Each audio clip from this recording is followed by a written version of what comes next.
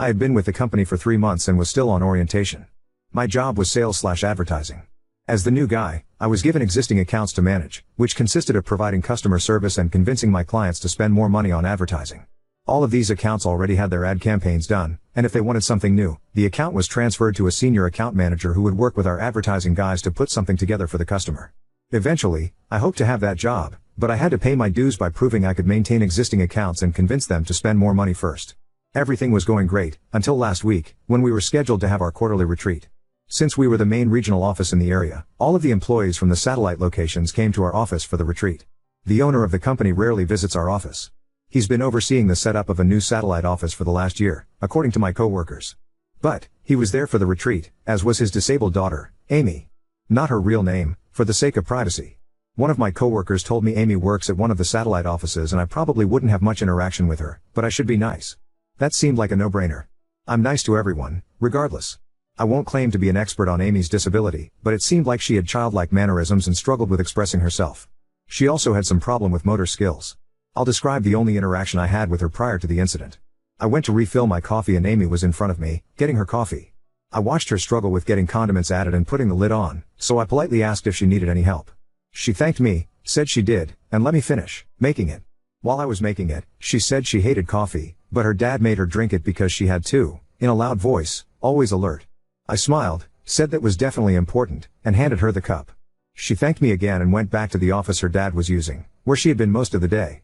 I felt like I had been a good Samaritan and went on my way. Most of the retreat is team building exercises. Prior to the incident, Amy only participated in the puzzle race, where groups put puzzles together without the box art to see which team can finish faster.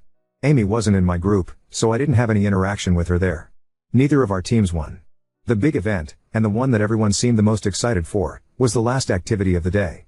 Our boss gave us a list of potential clients. We were supposed to select 3 as a group, and put together something to attract the customer. We were told we would be judged on our creativity. My group explained that we could do pictures, slogans, jingles. Whatever we wanted. Each person expected to work on one individually, then work with their group to polish it up before it was presented to everyone. It was kind of a big deal because at previous retreats, there would be clients on the list the owner was already close to bringing on board, and if you impressed the owner, you might just land that account. I went with a jingle, rhymed a few words, and recorded it. It was silly but fit the brand. My group gave me some pointers, we made some improvements, and I recorded the final product for submission. I helped my team with their projects until it was time to turn everything in. After everything was turned in, we gathered in the big conference room to critique each other. The owner went through them one by one. If it was a picture or storyboard, he'd put it up, read it, and we'd make comments. Good or bad. There were some that were great which drew a lot of compliments, and some that were really bad, which we laughed about as a group. You could tell the senior account managers didn't care much about the exercise or put much effort into their pitches. Nobody seemed to get upset or offended, regardless of the feedback. When my jingle was played, it got a lot of comments, not all of them good, and I took the feedback with a smile. After getting my feedback, I felt a little more comfortable about sharing my thoughts on other presentations. I gave what I thought was valuable feedback to a few products, laughed at a couple others, and then a rather crude drawing was put up for the exact same company I had chosen. I immediately joked that well at least my jingle was better than that. Did a 3-year-old draw it? And laughed. To absolute silence. I was really confused because plenty of people had made jokes and everyone laughed. Instead, a few people looked at me like I was disgusting and the owner said, well, if you don't have anything nice to say, keep it yourself, maybe? Then my boss scooted down to where I was sitting and told me I needed to go to my desk. Now, I noticed as I was gathering my things that the owner's daughter was red-faced and starting to tear up. The team building exercise was over for me. I went back to my desk and it began to sink in that the drawing must have been drawn by the owner's daughter. There was no warning or anything. The owner didn't reveal who put together what we were looking at until after a few critiques. Maybe I should have known? Everyone was joking and having fun up to that point. Someone else had a pretty bad drawing that got laughed at. Either way, I felt awful. As soon as the event was over, I approached my boss to apologize. He told me to wait for him in his office. Long story short, I was fired. My boss said since I was still on orientation, he had decided I wasn't a good fit for the company, so it was better to let me go now. He didn't outright say I was being fired for making fun of her drawing, but that's literally the only thing that I've ever gotten in trouble for. My work, up until that point, had been praised. I didn't get much time to process it because my boss had already called security, who showed up fairly quickly, and escorted me to my desk to gather my things before escorting me out of the building. An hour later, I got a call from one of my former teammates, who asked if I wanted to join the team for a drink one last time. They needed it after the retreat, and felt bad that they didn't warn me. I wasn't feeling up for it, but I wanted to try and make sense of the whole situation, so I went to the bar. In the back of my mind, I was thinking that since I'm about to start looking for a new job, a few references from former coworkers wouldn't be bad, since I definitely won't be getting one from my boss or the owner of the company after everything that happened. The team explained that Amy comes to all of these retreats, and she always does some crude drawing like that. Everyone just sort of knows to say nice things about it, and move on. One of my teammates said that once you've seen one of her drawings, you know what to look for. Well, I didn't, and nobody warned me. I started to get pretty upset that this was a known thing and everyone knew but me, but what could I do? I had already fucked up and it cost me my job. The team also shared more about Amy. Apparently she works at one of the satellite offices but doesn't really do anything. The people in charge of the office try to come up with stuff for her to do because she gets upset when she's bored. The team said the way the people who worked there described it, they were basically her babysitter so she wouldn't bother her dad all day when he spent most of his time there, and after he moved on to establish the new satellite office, he didn't take Amy with him because she liked all the friends she had at that office. They also said that her dad had harassed a few single guys at the office to take her on dates, which seemed pretty damn HR inappropriate, but he does own the company. My team said Amy desperately wants a boyfriend and wants to get married, which she talks about all the time. The consensus seemed to be that there's no way she actually understands how relationships or marriage works, and her dad probably put this idea in her head to begin with. One of my teammates did joke that it wasn't a bad deal, because whoever married her would inherit the company since she is the old man's only kid. I wasn't really in the mood for jokes at that point after losing my job over one, so I told them I needed to go. The only good thing is my former team members did say they would gladly give me a reference if I needed it, since they felt so bad about not telling me about the Amy situation to begin with. Oh, and the cherry on top? Amy sent me a Facebook friend request over the weekend. I haven't accepted it. I already upset her and it cost me my job. Part of me wants to accept it, apologize, and block her, but I'm not sure I'm ready for that either. Update 1. During the last team building event of the day, we were pitching ideas for accounts, which included everything from jingles, my pitch, to storyboards to slogans to drawings. A lot of senior account managers were phoning it in, and people were making jokes about their work, which had a lot of people laughing. I got some jokes about my pitch, and got a little overconfident, so when a crude drawing went up for the same account I did my jingle for, I made a joke about it. The joke was, well, at least my jingle was better than that. Did a 3-year-old draw it? My joke was met with stone cold silence, and a very negative reaction from the owner of the company. What my coworkers had failed to tell me was that Amy usually submits a crude drawing, which is a lot of work for her due to her issues, and everyone knows to say a few nice things and move on. I was new and wasn't informed, so my ignorance and inappropriate response cost me my job. After meeting with my team at a bar to begin the process of drowning my sorrows, I got a friend request from Amy on Facebook. That brings us to the update. First of all, thank you to everyone who made me laugh. The first time someone joked about me accepting the friend request, marrying Amy, and taking my revenge by inheriting the company made me uncomfortable. By the third time I saw it mentioned, I couldn't help but laugh. A lot of you gave me good advice. I appreciate those who talked about legal action and what options I had. Unfortunately, I was still on orientation with my company, which is like a probationary period. During that time, they can let me go for any reason. They could fire me for wearing the wrong color socks if they wanted. I had to sign an agreement to get employed which stated I understood this. There's literally nothing I can do, legally. At the end of the day, I decided to go have some drinks with a good friend, talk things out, and see what he would do. Dave's been my best friend since we were in elementary school. We've probably spent more time together than some actual brothers. Dave was firmly on the side of accept the friend request, apologize, and clear your conscience, man. I'm getting us another round of shots. He knows me better than anyone, and he knows that the guilt would eat me alive. I posted it here because it bothered me. I decided to take his advice, and everyone here who pushed me for that as well, especially the ones that DM'd me. So, that's what I did. I accepted the friend request. I immediately messaged Amy. I said I shouldn't have made that joke about anyone's work, it was unprofessional, and I was sorry. It took her a while to respond, but when she finally did, she thanked me for my apology, but said she sent me the request because she wanted to apologize since I lost my job over it. I said she didn't owe me an apology, and there was another long pause before she asked if she could copy/paste something to me. I wasn't sure what it was, but said she could. She pasted a generic message, but one she had clearly spent some time on. I don't want to type it word for word, but I'll paraphrase. Hi, my name is Amy. Please forgive me if I'm slow to respond to you. I suffered a brain injury when I was a little girl and it takes me a while to type things out. There was more to it, but that's the basic stuff. I responded, saying it was not a problem, and she could take all the time she needed. Amy and I ended up messaging back and forth until almost 3 a.m. No, we didn't fall in love. We aren't going on a date. I'm not going to marry her for revenge so I can take her dad's company. However, I do think I would like to be friends with her. Not because I feel bad for her, but But because she's a genuinely nice person and honestly, everyone could use a few friends like that. We spent a lot of time talking about her. That's just the direction it went, so I asked questions since she seemed comfortable talking about it. Amy was in a car accident when she was a kid. She was in the car with her mom and they were hit by a drunk driver, coming back from a birthday party for one of her classmates. Her mom didn't make it, and Amy suffered a brain injury that impacts her motor skills. Because it makes it difficult for her to speak and do simple things like getting dressed, making coffee, etc., people assume she's mentally challenged.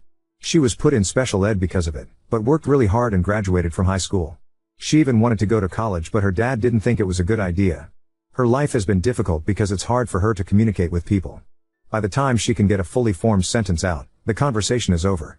She can type, slowly, but most people don't want to type when they're face to face. She even admitted that when she's not at work, she will sometimes carry a tablet and pretend she's mute, because that's just easier. We eventually circled back to the drawing and my terrible response to it. She wasn't that offended by my response, because she assumed I didn't know. She got upset, primarily, because she knew all hell was about to break loose and she had no way to communicate with anyone. She was so upset when she found out I got fired, and tried to talk to her dad, but he wouldn't listen to her. She's fully aware that a lot of people at the company just pretend to be nice to her because she's the owner's daughter, but she does have a few friends at the satellite office where she works who better understand her disability. She gets frustrated because she can't truly contribute anything, but is happy when they are able to find busy work for her to do. It might take her all day to do something another person could do in a couple of hours, but it's better than sitting around bored all day. She knows she's a burden and a bother to her dad when he's around, but he's her dad and she loves him. She wishes every single day she was a daughter he could be proud of, rather than a burden. She tries talking to him via emails and text messages, but he usually doesn't respond. If they're in the same location, he'll just walk over and respond verbally, which is frustrating, because it becomes a one-sided discussion with her unable to do anything but give simple one-word answers like yes or no. She also thanked me again for helping with her coffee. She said that when she was younger, she tried to do everything by herself, and would get mad when people helped her, but now she's learned to appreciate the few who do. Most just stand there and look away, pretending to patiently wait for her to do it on her own. It was getting late for both of us at that point. Really late. It takes her a long time to respond to messages. There's misspellings. I get why someone would assume she's mentally challenged. I myself referred to her in my first post as having childlike mannerisms, which was a misunderstanding on my part. When she tries to force words quickly or emphasize something, she gets really loud, which makes her sound like an excited toddler rather than an adult trying to have a conversation. We ended our talk last night agreeing to talk again sometime. She asked if I had watched the first episode of House of Dragon yet, which I have, and she asked if I'd like to talk about it after she watches it. I told her I'd love to. So that's it, that's the update. Sorry to those who expected me to steal her dad's company. I'm definitely not doing that. Talking to Amy did make me feel a lot better though. I don't know how I'm going to handle the whole firing thing at my next interview, but a few of you suggested I just leave a gap on my resume, and I might just do that. Now on to second story. Father abandoned me because his new family was more important, but now, for unknown reasons, he wants to walk me down the aisle. I'm 28F and will be getting married next month. I didn't invite my father to the wedding, but now he's trying to get in touch. I think I need to explain the context, because it all started when I was 6 years old, when my parents got divorced after my dad cheated on my mom with my stepmother. After that, I spent most of my time with my mom, but during holidays and vacations, I stayed with my dad. When I was 8, my half-brother Jake, 20M, was born, and whenever I was with my dad, I was forced to take care of him. When I started high school, I had to move in with my dad because my mom had to move abroad for work. This period was one of the hardest of my life. My stepmother wasn't a bad person, she tried to include me in things, but she was very submissive to my father. As for my dad, he always treated me like an extra in the house, someone who didn't really belong there. I was constantly responsible for taking care of Jake, and whenever he went out, he would only take my stepmother and Jake, never inviting me. One of the most painful experiences happened when I was 14. My dad announced that the whole family was going to Disney for vacation, but the day before the trip, he told me that he wanted it to be a family moment, their first big trip with Jake. So, I was left home alone. This had already become a pattern. Trips to the beach, zoos, or other outings always included just my stepmother and Jake while I was left behind. My dad didn't like me going out with friends or inviting them over. He said, teenagers together only cause trouble, and because he was controlling, he would call the house phone at random times to check if I was home. He also had a trusted neighbor who would keep an eye on me to make sure I didn't have any visitors. When I turned 16, living with him, the feeling of being an extra only got worse. Everything I had experienced during vacations, the exclusion and sense of abandonment, became part of my daily life. Things came to a head when I turned 18. My dad got a promotion at work and decided to take a family trip to Europe. Since it was my last year of high school, I was excited, thinking I'd finally be included. But then he told me he didn't have enough money for a trip for 4, so it would just be to celebrate Jake's 10th birthday. I had to stay home. That's when I snapped. I told him he was being unfair and that he shouldn't have given me false hope. I explained how I'd felt over the past years, and he called me ungrateful and spoiled, saying that I lived with him rent-free, which was a lie since my mom sent money to support me and I did all the housework because both he and my stepmother worked late. The argument escalated, and he kicked me out of the house, saying I was no longer part of the family and not even his daughter. He literally threw me out and tossed my things onto the sidewalk. Luckily, a friend lived nearby, and I stayed at her place that night. The next day, I went back to see if my dad had calmed down, but I found my things still on the sidewalk, and some even in the trash. My stepmother had kindly saved a few items for me and handed them over. After that, my dad never reached out, except to call and yell at me a month later when my mom stopped sending him money for my expenses. A few months later, I got into an engineering program in another state, where I met my now fiancé, Mark, 29M. He was a senior, and we soon connected, realizing we had a lot in common. We started dating, graduated, and now work in the same field, though at different companies. A few months ago, Mark proposed, and I happily said yes. I have social media, but I rarely use it. I've had Instagram for about 6 years but haven't even posted 10 pictures. I think one of my relatives must have told my dad about the wedding because, about a month after I accepted the proposal, he reached out to me through Instagram, saying he was excited to help with the wedding. I was surprised, both that he had messaged me and that he genuinely thought he would walk me down the aisle. I responded, saying he wouldn't be walking me down the aisle because my stepfather would, and that the wedding would be small, just for my close family. After that, I blocked him. After blocking him, and inspired by reading Reddit stories, I expected calls, messages, and even letters full of insults like ungrateful or spoiled. However, the only thing I received was a letter delivered by Jake. Yes, we still have contact. In the letter, my father expressed how sorry he was. I won't copy the exact words, but to summarize, he said that after kicking me out, he lived a normal life with my stepmother and Jake. But when he saw pictures of my graduation with my mom and stepfather, he started feeling regret. He wanted to talk to me, but his pride held him back.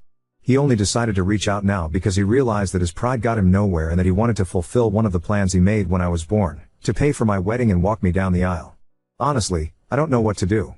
I've moved on with my life, and his attempt at redemption after so many years feels a bit too convenient.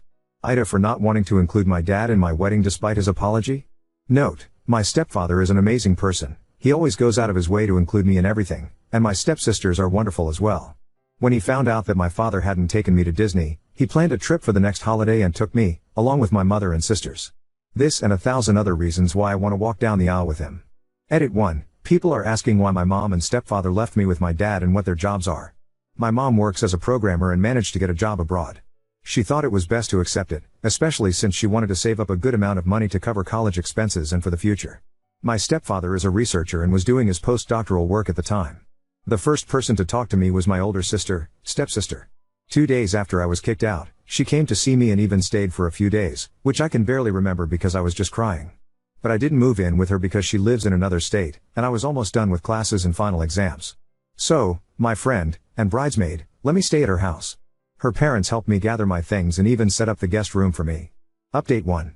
Some people started asking why there were inconsistencies, like the age difference or why I mentioned my parents were married in one post and not in this one. Well, that's why. The story you read belonged to my friend, the same friend who let me stay with her. She also encouraged me to share my own story since I wanted opinions from neutral people, not those close to me or my dad. And wow, did I get a lot of feedback. LOL. Now, regarding the comments.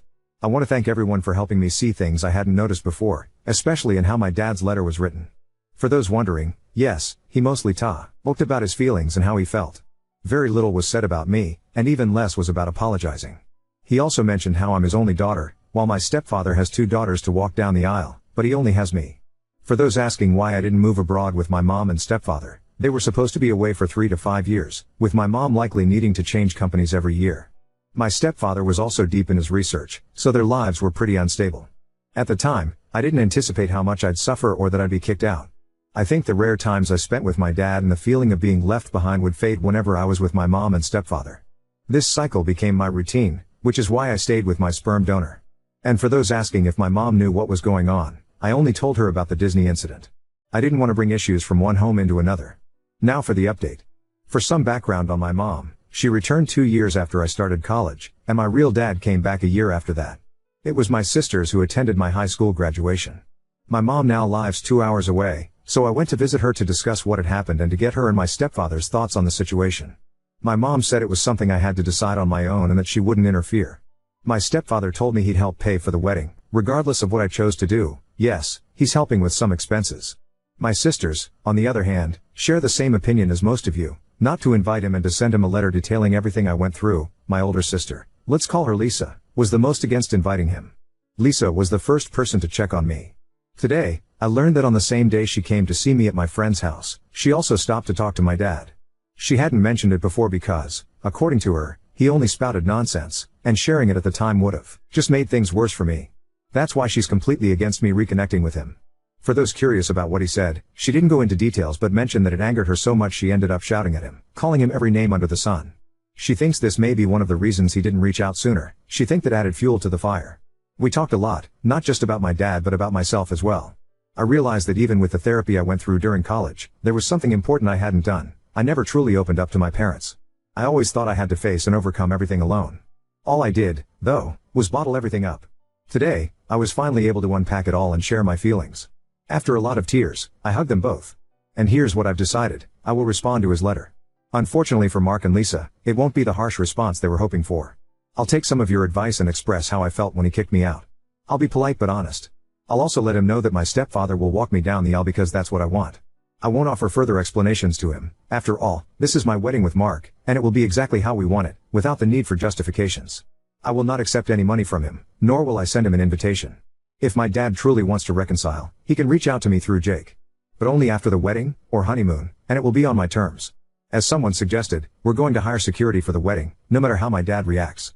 For those wondering, yes, Jake has been invited. As I mentioned, we still have a good relationship, and he's allowed to take photos.